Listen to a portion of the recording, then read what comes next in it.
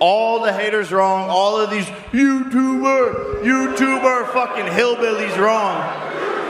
And that's what I've always done. Mike, I love it. I love it. Mike, in one of the most vicious fighters of all time, fighting what you said, quote unquote, was a YouTuber, how do you see this fight playing out?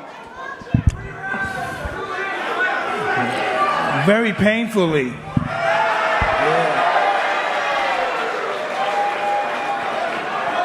Do you think he's ever stood across from a man with the sort of intentions you can have inside a ring? Well, he may have been in the ring with people with the same intention, but the actuality, no. Does that in any way, you talked about him being able to knock people out. You say you got to risk it for the biscuit. How much, is there any level of fear stepping into the ring with an icon like Mike Tyson? Oh, I'm not scared. Sorry, I'm not scared of shit. No, not at all. Not at all. I was born for this. I was born for this moment. The universe told me this was going to happen. You can ask Mike. I did ayahuasca, called him up and said, we're going to fight on the biggest stage possible. It's destiny. And now here we are, years later, actually making it happen. I was made for this moment, born to do this, and I'm going to put on the performance of a lifetime on November 15th, and the universe will align for all of its glory and good for God. Be in shape, be in good shape, because your health depends on it. Hey, you're the one that wanted 8 2-minute rounds. You want to make it 10 threes? Don't talk to me about shape. Don't talk to me about shape. Stay in shape, all right? You want 10 threes? Okay. You want 10 threes? Let's go. Be careful. You want 10 threes? See, that's the thing. That's the thing is everyone's all talk. I'll do whatever, wherever, whenever. I don't give a fuck. So it's all talk. Put it on the line. I'm stating facts. He's shit talking. Mike, he seems extremely confident. He says there's no fear. Should he be scared? He should be very scareful, yeah. Jake, for you, you seem like the type of dude that's always planning. I know you and Nikisa always have something on deck. If you do, or when you do, according to you, beat Mike Tyson, what's the next step for Jake Paul's career?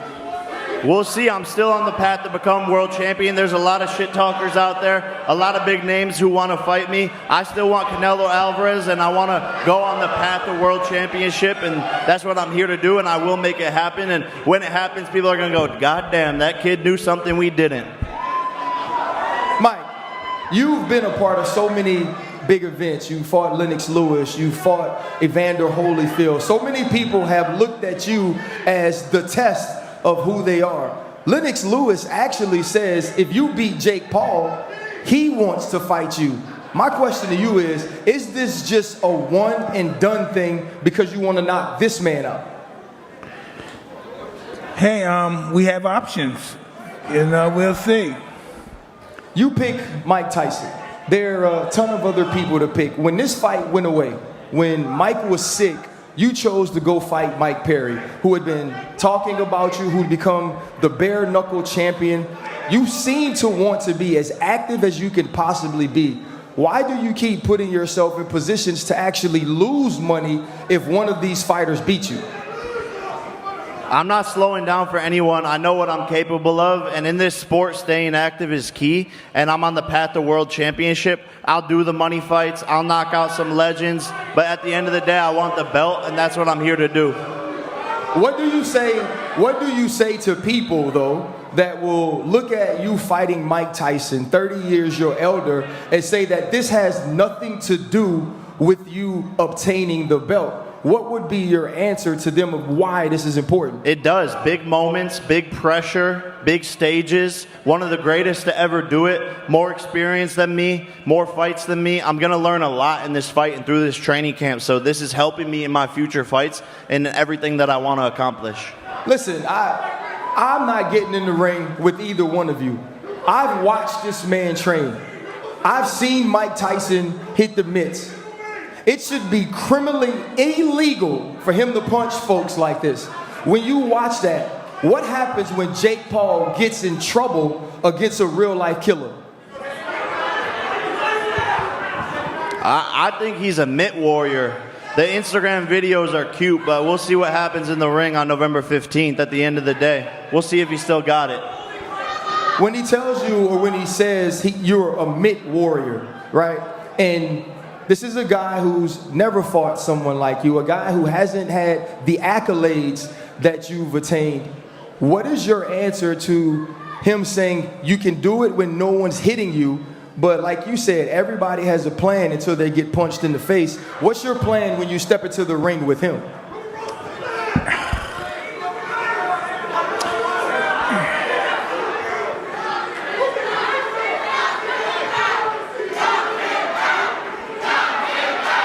I'm gonna fuck you up. I'm gonna fuck him up. Hey man, sometimes it can be short and sweet. Or long and punish you. Or long and painful, right? Hey, long and painful don't sound good either. Either way, what we want to see is we want to see two men that enter the ring not trying to allow this thing to go to decision. I am not using my Netflix subscription to watch some judges decide who are the baddest of these two dudes. He says he's gonna knock out a legend, and Mike Tyson said he's gonna fuck him up. That's what I'm tuning in for. Okay, now we'll take some media questions.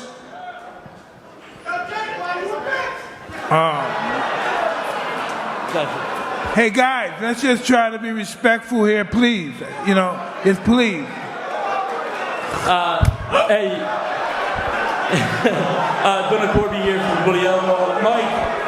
Mike, you were obviously pulled out of the initial date by the doctors. What's the medical update, and when do you enter into camp for this fight? Please say that again, sir. So obviously you were pulled out of this fight by the doctors. When do you get back into camp, and what is the medical update? What have the doctors told you most lately? Well, I'm beautiful, and I've been training for a while, like 2 weeks, 3 weeks. I'm just asking when you get into camp. I'm okay to fight. But when you get into camp, like when I'm in camp right now. Very good, thank you. I'm in camp right now. Thanks very much. Thank you. Let's go.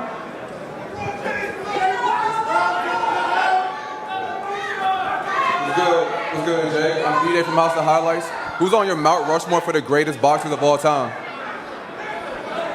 Mount Rushmore for greatest boxers of all time: Muhammad Ali, Mike Tyson. But thank you.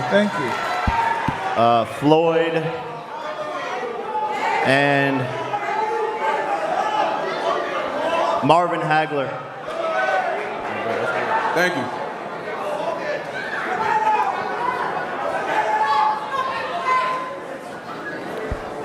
James Dombrowski, Post Eagle, BWAA. This is for Mike. I covered all your fights in Atlantic City. Are we going to see the Atlantic City that you showed back in the 90s on November 15th? Hey, listen. Soon as I catch this guy, 'cause he's going to be running around, but as soon as I catch this guy, it's going to be totally over. Jake, is your plan to run? Oh, he's gonna run like a thief. He's gonna run. Nah, we can meet in the middle. Oh, that's what I want. Let's meet in the middle. I love you. And buck it out. Let's go. We'll see. Oh, we will see, buddy. Hey, well, you heard it here. Jake said they'll meet in the middle of the ring, and if they meet in the middle of the ring, Mike Tyson says the fight's over in 1 round.